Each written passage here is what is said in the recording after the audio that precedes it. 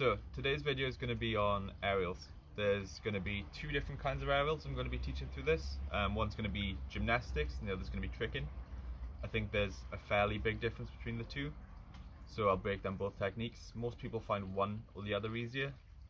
It's really up to you and your background, experience, power, your flexibility. Whatever you have coming into it will determine, I think, which one is easier for you to learn. So today I'm going to start with the tricking aerial. I'm going to teach that first, and then after that will be the gymnastics aerial. So if you want to learn that, skip ahead. If you don't, stick with the tricking one. Awesome, let's start.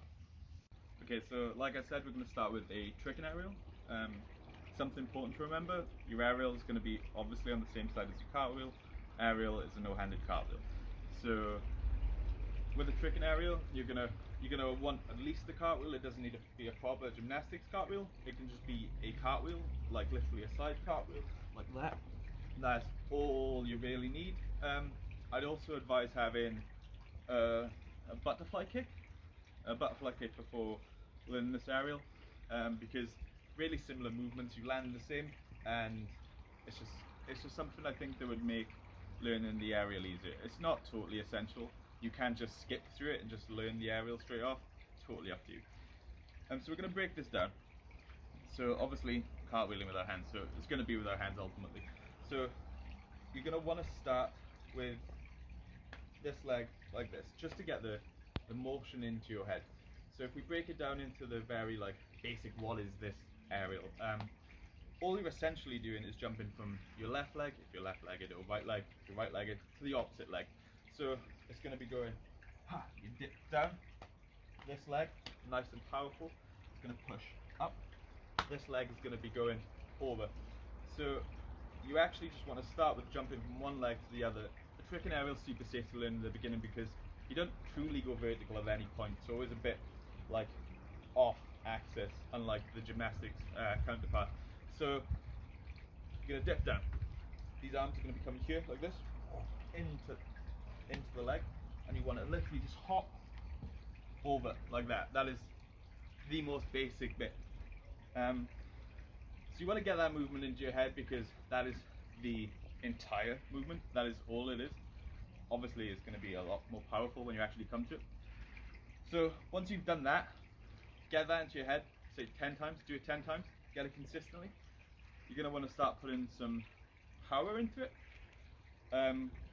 For this, I'd advise either a spin step, which you see often in V-twist. So for me, I'd be going left, right, down low, left, up, and one, over. That is what you're ultimately aiming for. So what you're going to want to do is start like this. If you don't want to do the spin step, start left leg forward, or right leg, depending on what leg you're on. Stepping back, nice and powerful, legs coming in, you're dipping, going up.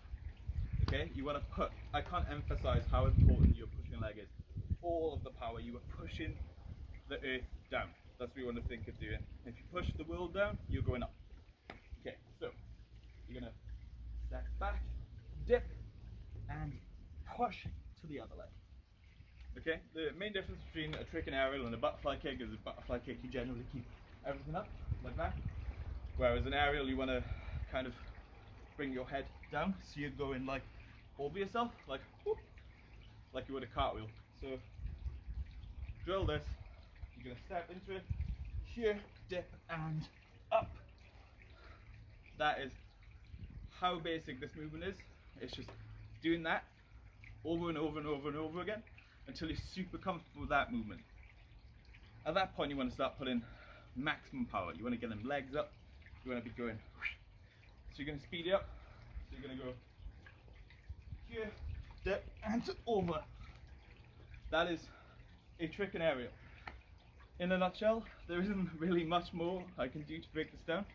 You don't need a spotter because, again, you're not going truly vertical. It's kind of a bit off axis. Ideally you want to get as close to vertical as possible, but you're not going to.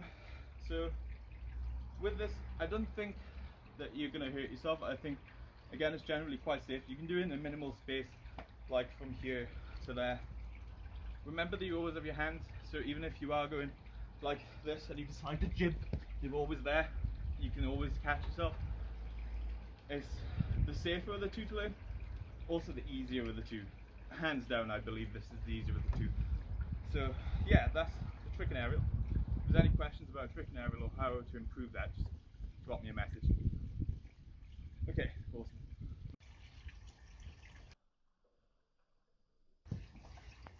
Okay, so now we're going to start on the gymnastics aerial or free cartwheel, whatever you want to call it. This is different. For this, I'm going to be doing it from this side. I do it on two totally different sides, so I trick and aerial on my left and gymnastics on my right, and that's just because it's easier to not get confused. I don't advise doing this unless you are truly ambidextrous, so stick to one side for both. It's my best advice. I just thought I'd explain it so people don't get confused. So the main difference is with the gymnastics aerial, it's like an actual cartwheel. So you want a true like cartwheel, and it's going to be that without hands. This is a process, I'm not going to lie to you. It takes time to learn this. It's not like a trick and aerial you can learn, I'd say, successfully and quite well over the course of a week. This you could as well. It really depends where you are in your cartwheels. If you have a really bad cartwheel, this is going to be really difficult.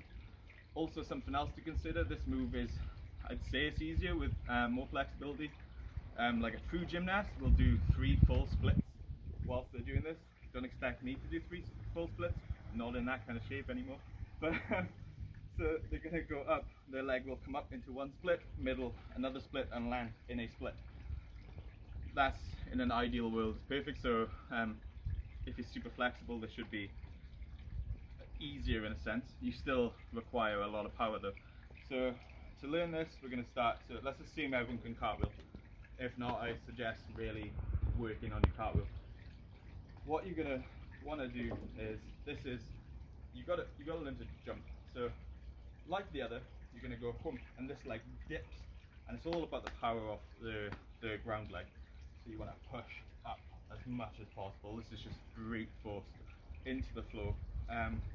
But we're just going to start with a cartwheel. So you want to, of course, if you're going to do a normal cartwheel like this, you want to jump the first half. So you essentially want to try and miss the first half of a cartwheel.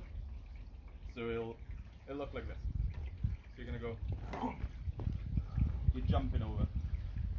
You're trying to catch at the other side. So just get used to going up. So you're going to go again. If you notice, I'm missing the first half. I'm catching the second half of the cartwheel like here. You want to get really good at this.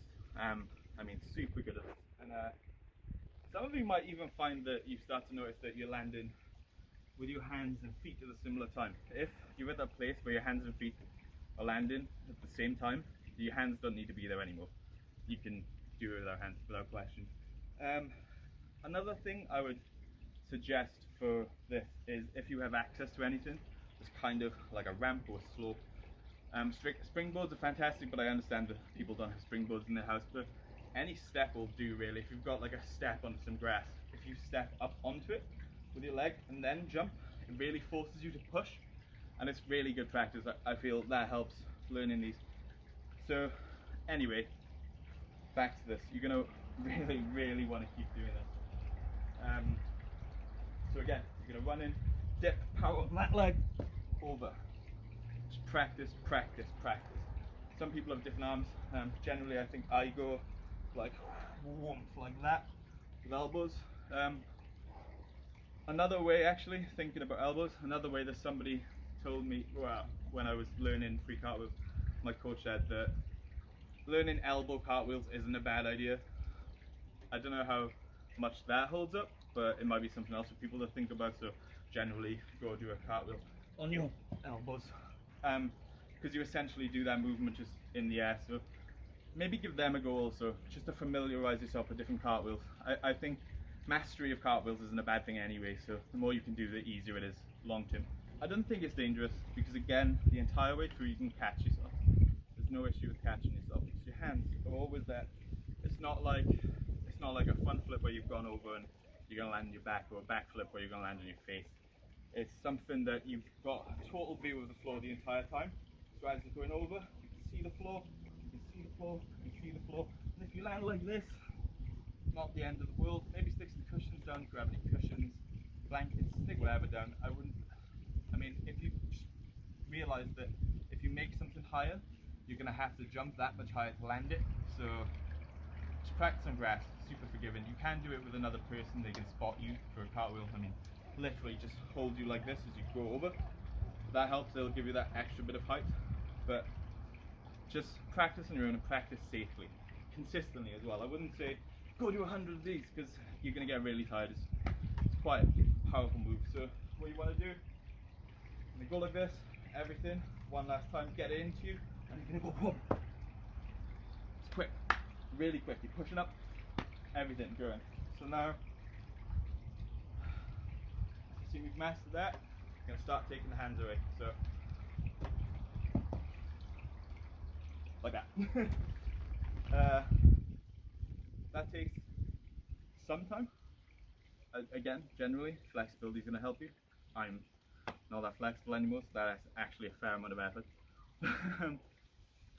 Again, down, you push up. As you're pushing up, you're thinking this leg's coming over, right? It's going to be coming round. You want to find that flow back where you are. You're going to land like a cartwheel. So they're the steps to learning an aerial. To get it like that, you're just going to have to drill the jumping aerials, like jumping cartwheels. Get into it, keep doing it and doing it and doing it, and you're going to notice that you might jump far at first, like, that's not going to benefit you at all. You don't want to jump far, you want to jump up. So you're going to go, that's jumping up. You can come round and you need that up height. Far, no good, up, all you need. Okay, so I think that's all there is to cover for gymnastic aerials, or free cartwheels, whatever you want to call them. So yeah, if there's any questions about any of the movements or any other ways to do it, or just some tips, tricks, anything I've learned over the years, you can always message me, ask me on Instagram. Instagram would be the best. And I'll happily help out. I would do a video on spotting aerials, but I don't have anyone that can spot right now. I have people I can spot, but then film is difficult. Practice is safely, that's all I'm trying to say. And yeah, I hope it goes well for you all. Awesome.